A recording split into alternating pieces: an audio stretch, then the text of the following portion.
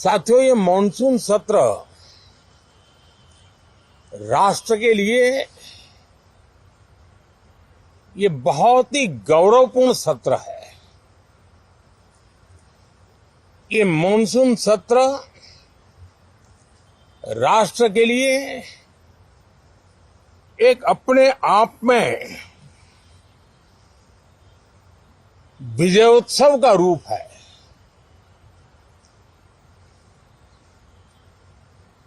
और जब मैं कहता हूं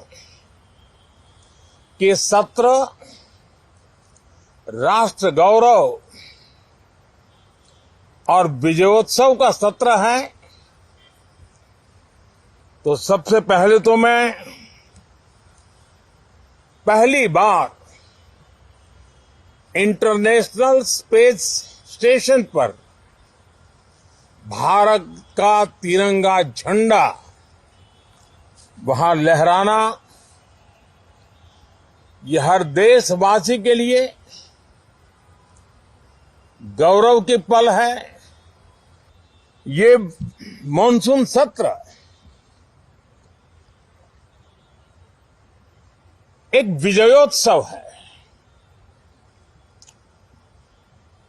पूरी दुनिया ने भारत की सैन्य शक्ति का, भारत के सैन्य के सामर्थ्य का रूप देखा है। ऑपरेशन सिंदूर में भारत की सेना ने जो लक्ष्य निर्धारित किया था 100% अचीव किया। आतंकियों के आकाओं के घर में जाकर के 22 मिनट के भीतर भीतर ऑपरेशन सिंदूर के तहत उसको जमींदोज कर दिया गया। और मैंने बिहार की एक कार्यक्रम में इसकी घोषणा की थी, जो हमारी सैन्य शक्ति ने बहुत ही कम समय में सिद्ध करके दिखा दिया। और इसमें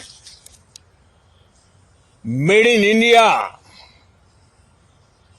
सैन्य शक्ति का ये नया स्वरूप, इस पर भी दुनिया बहुत आकर्षित हुई है। मुझे विश्वास है कि जब सदन इस विजयोत्सव को एक स्वर में विजय के भाव से इस सत्र के दरमियान उन ओजस्वी तेजस्वी भावनाओं को प्रकट करेगा, तो भारत की सैन्य शक्ति को बल मिलेगा, प्रोत्साहन मिलेगा। लेकिन आज नक्सलवाद का, माओवाद का दायरा बहुत तेजी से सिकुड़ रहा है। माओवाद को, नक्सलवाद को जड़ से उखाड़ने के संकल्प के साथ देश के सुरक्षा बल एक नए आत्मविश्वास से, तेज गति से सफलता की ओर कदम रख रहे हैं।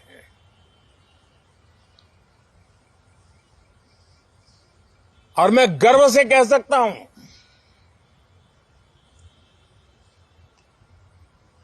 देश में सैकड़ों जिले नक्सल की चपेट में से निकल करके आज मुक्ति का सांस ले रहे हैं।